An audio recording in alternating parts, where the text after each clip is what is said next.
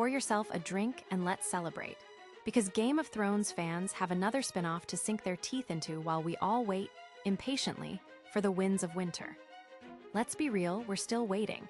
But HBO's A Knight of the Seven Kingdoms, based on the Hedge Knight novella, introduces us to Dunk the Tall, a towering, awkward young man who seems to stumble through life as much as he does through doorways. In this video, we're diving deep into the episode's lore, hidden details, and the connections that tie it all back to House of the Dragon and Game of Thrones. And don't worry, no spoilers beyond this episode, so if you haven't read the book or, let's face it, just haven't had the time, you're good.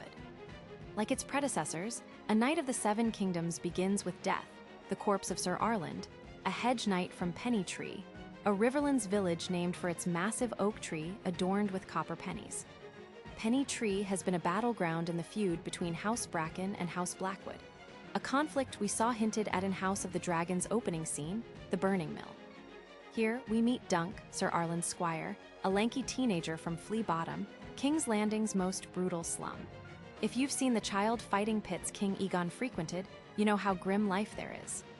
Dunk has been squiring for Sir Arland since he was 5, living the life of a hedge knight, always on the move, always chasing the next coin, whether it's protecting merchants, entering tournaments, or selling his sword to noble families.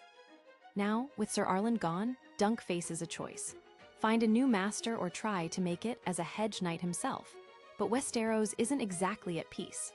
13 years have passed since the first Blackfyre rebellion, where King Daeron II Targaryen crushed his half-brother Daemon Blackfyre's uprising. The rebellion's over, but the resentment lingers. A Knight of the Seven Kingdoms takes place roughly 78 years after the Dance of the Dragons in House of the Dragon and about a century before Game of Thrones. The current king, Daeron II, is the great-grandson of Rhaenyra Targaryen and the great-great-grandfather of Daenerys Targaryen.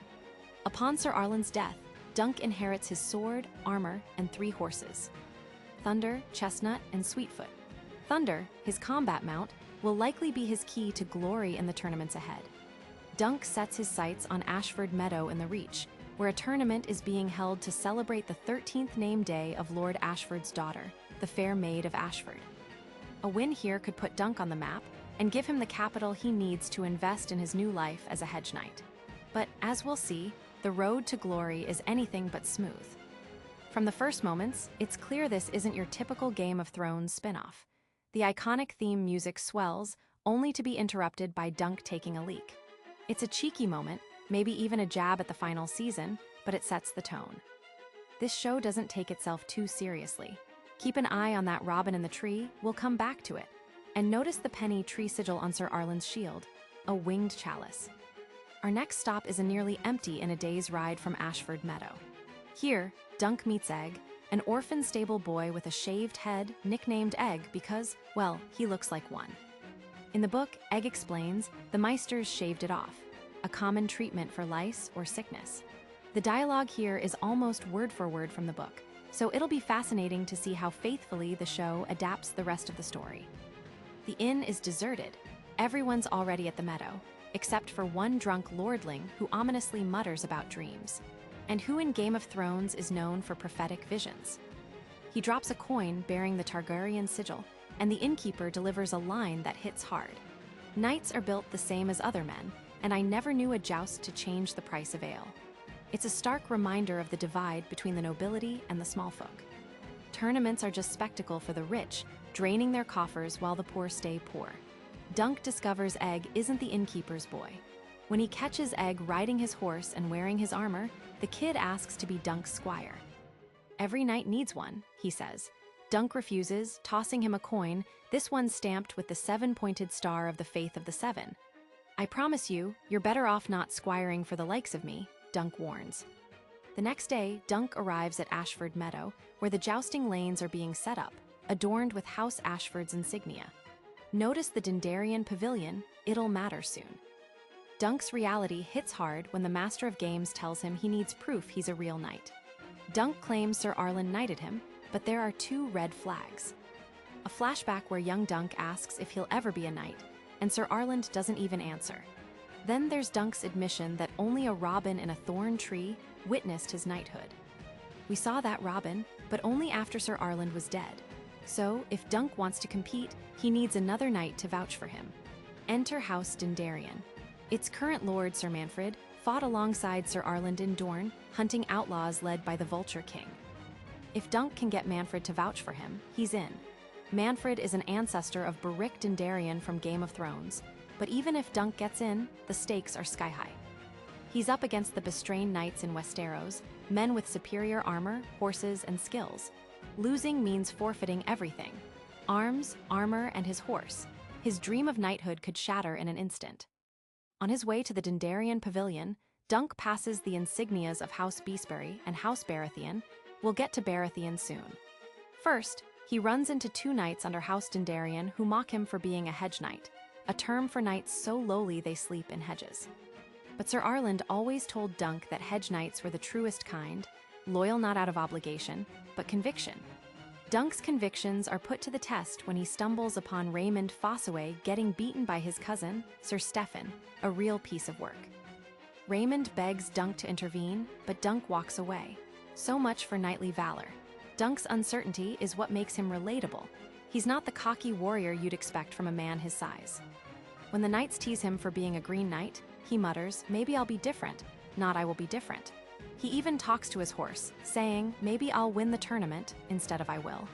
It's this hesitation, this vulnerability, that makes him endearing. Inside the Dondarrion Pavilion, Dunk finds two women preparing a third as if she's dead, with funeral stones over her eyes, just like we saw with Jon Arryn in Game of Thrones pilot. This scene isn't in the book, and it hints that Manfred Dondarrion might have unusual tastes. The women point out that Dunk is just like them, trading skills for coin. Instead of selling their bodies, he sells his sword. Dunk spends the evening soaking in the tournament's festivities. He watches a play about Serwyn of the Mirror Shield, a legendary knight who tricked a dragon into staring at its own reflection before killing it. These myths add to the allure of knighthood, but something else catches Dunk's eye: a storyteller. The way they exchange glances suggests we haven't seen the last of her. On his way to the Baratheon Pavilion, Dunk runs into Raymond Fossaway again, who warns him that his cousin likes to break men in the training yard. Raymond asks Dunk who he wants to face in the tournament. Most knights would have a target for glory, fame, or revenge.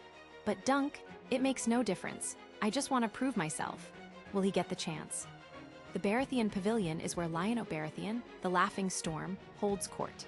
Heir to Storm's End, Lionel is known for his boisterous laughter in battle. His son, Ormond Baratheon, would later marry Princess Rhaelle Targaryen, tying House Baratheon's bloodline to the Targaryens, and eventually leading to Robert Baratheon's claim to the throne in Game of Thrones. Lionel wears a stag crown, the symbol of his house, and regales Dunk with the story of the first joust on these lands over 4,000 years ago. "It couldn't have been man who devised such a joy," he says, "a man who lives for battle." He even offers 100 gold dragons to the man who sticks me best. Dunk's just there for the food and drink, but his height makes him stand out. Lionel questions him. Who is he? Why is he slouching? Lionel's philosophy: be unapologetically yourself.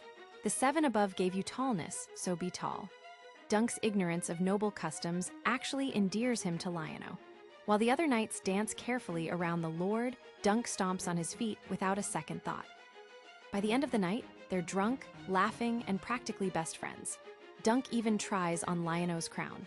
Lionel tells a story about nearly dying in a storm at sea, but pushing through.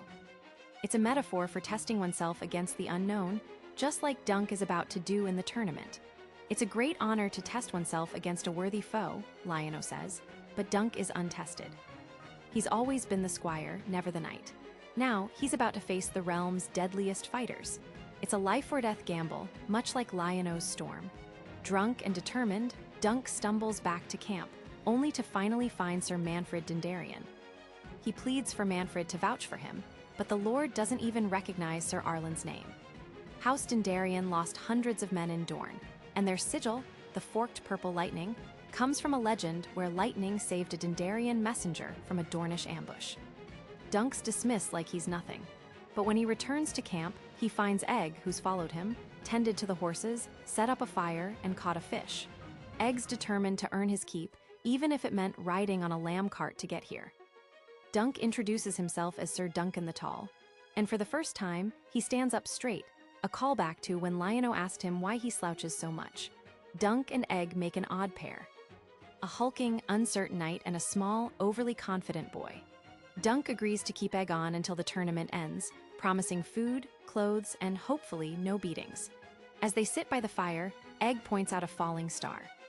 A falling star brings luck to those who see it, he says. Dunk wonders if that luck is for the knights sleeping in their pavilions or for him. In Westeros, falling stars are omens. The birth of dragons for Daenerys, the return of Azor Ahai for Stannis, or war and bloodshed for the small folk. For Dunk, it's a sign of hope, and he's going to need it. So, what did you think of the first episode of A Knight of the Seven Kingdoms? Drop your thoughts and theories in the comments below.